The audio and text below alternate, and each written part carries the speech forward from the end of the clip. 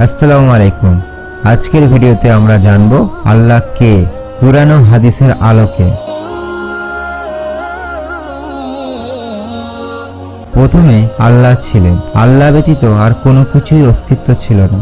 এমন কোনো মুহূর্ত ছিল না যখন তিনি ছিলেন না। তিনি ব্যতীত কোনো বাস্তবতাই ছিল না। কোনো এক পর্যায়ে অসীম জ্ঞানের মালিক সিদ্ধান্ত নিলেন তিনি সৃষ্টি করবেন। একে একে সম্ভাবনার জগৎ থেকে বাস্তবতার জগতে আনতে লাগলেন তার প্রথম সৃষ্টিগুলোকে। যেহেতু অসীম জ্ঞানের মালিক সিদ্ধান্ত নিয়েছেন সৃষ্টি বলে কিছু থাকবে, তার মানে সৃষ্টির অস্তিত্ব থাকাটাই শ্রেয়। সে সৃষ্টি ভালোই কিছু করুক বা খারাপ কিছুই করুক, আল্লাহ তার আরো সৃষ্টি করলেন। পানি সৃষ্টি করলেন, কলম সৃষ্টি করলেন এবং সেই কলমকে আদেশ করলেন লেখো। কলম বলে উঠল, হে আমার রব, আমি কি লিখব? আল্লাহ বললেন, সময়ের শেষ পর্যন্ত অর্থাৎ কিয়ামত পর্যন্ত যা কিছু ঘটবে সবকিছুই লেখো। মহাবিশ্বে তৈরির 50,000 বছর আগে আল্লাহর হুকুমে সেই কলম সবকিছুর নিয়তি লিখে রেখেছিলেন লাউহে মাহফুজে। 50,000 বছর পর আল্লাহ আসমান এবং জমিন সৃষ্টি করলেন। অতঃপর কোনো এক পর্যায়ে আল্লাহ সৃষ্টি করলেন ফেরেশতাদের নূর থেকে। নূর থেকে তৈরি আল্লাহর এই অপূর্ব সৃষ্টি প্রবৃত্তিভাবে আল্লাহর ইবাদতে নিয়োজিত থাকে এবং আল্লাহর কোনো হুকুমের অমান্য করে না। এবং তাদের মধ্যে সর্বোত্তম সর্বশ্রেষ্ঠ হলেন জিবরাইল আলাইহিসসালাম।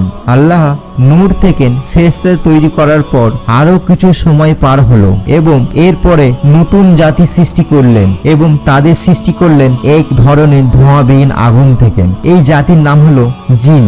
ফেরেশতারা আর জিনদের মধ্যে মূল পার্থক্য হলো জিন জাতি প্রবৃত্তিগতভাবে আল্লাহর ইবাদত করে না, বরং তারা চাইলে তার হুকুম অমান্য করতে পারে। আল্লাহ জিনদের দুনিয়াতে খলিফা হিসেবে পাঠালেন। আগুন থেকে তৈরি এই সৃষ্টি ছিল উত্তেজনার প্রবণ। তারা ঘন ঘন যুদ্ধ এবং খুনোখুনিতে লিপ্ত হতে লাগলো এবং দুনিয়াতে অন্যায় অত্যাচার ছড়িয়ে পড়ল। কিছু পুণ্যবান জিন থাকা সত্ত্বেও বেশিরভাগ জিন আল্লাহকে অমান্য করতে লাগলো। কিন্তু একজন জিন ছিল যে বিশেষভাবে আল্লাহর ইবাদত করত এবং আল্লাহর নৈকট্য লাভ করার চেষ্টা করত।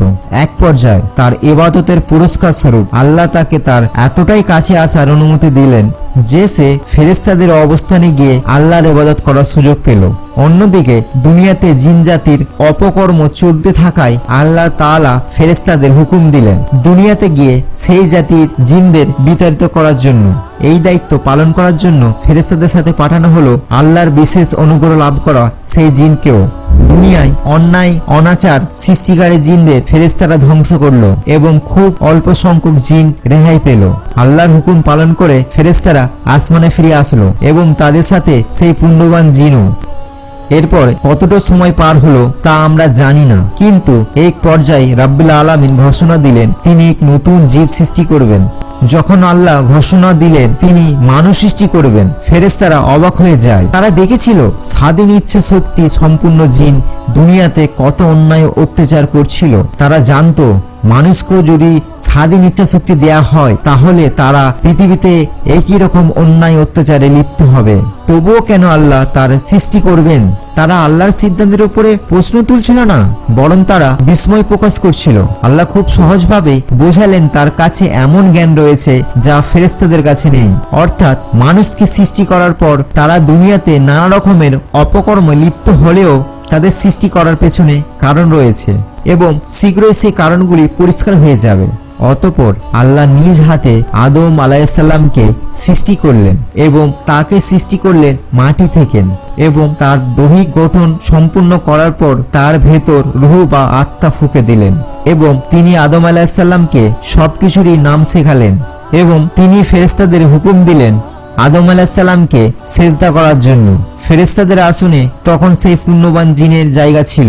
সেই আদেশটি তার উপরও প্রযোজ্য ছিল। প্রতিটি ফেরেশতার তাৎক্ষণিকভাবে আদম আলাইহিসসালামকে সম্মান স্বরূপ সেজদা করলো। সেই জিন তাকে সেজদা করলো না। প্রথমবারের মতো কেউ স্বয়ং আল্লাহর উপস্থিতিতে আল্লাহর হুকুম অমান্য করার দৃষ্টতা দেখালো এবং সাথে সাথে তার এত বছরের ইবাদতের উদ্দেশ্য প্রকাশ পেল। সে আল্লাহর বেশি বেশি ইবাদত করার মাধ্যমে আল্লাহর ভালোবাসা কামনা করেনি, কামনা করেছিল মর্যাদা, সম্মান।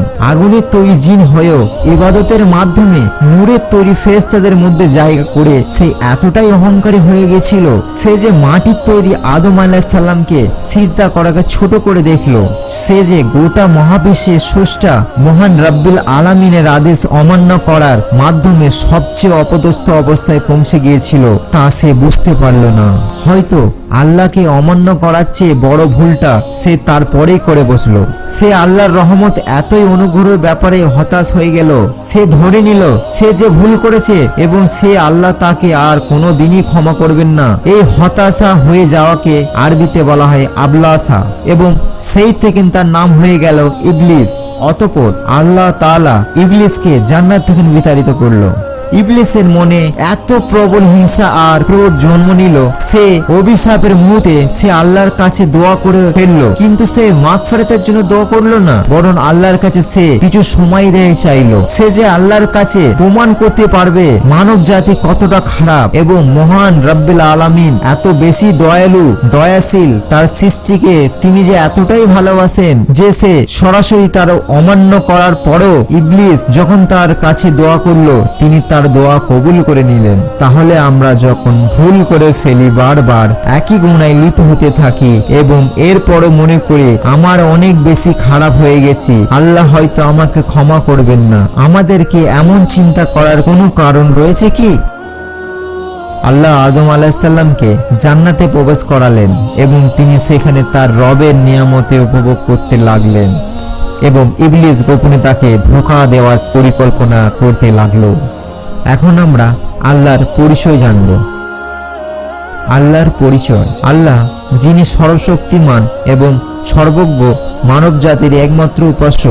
তিনি সৃষ্টিকর্তা, পালনকর্তা এবং সবকিছুরই নিয়ন্ত্রক।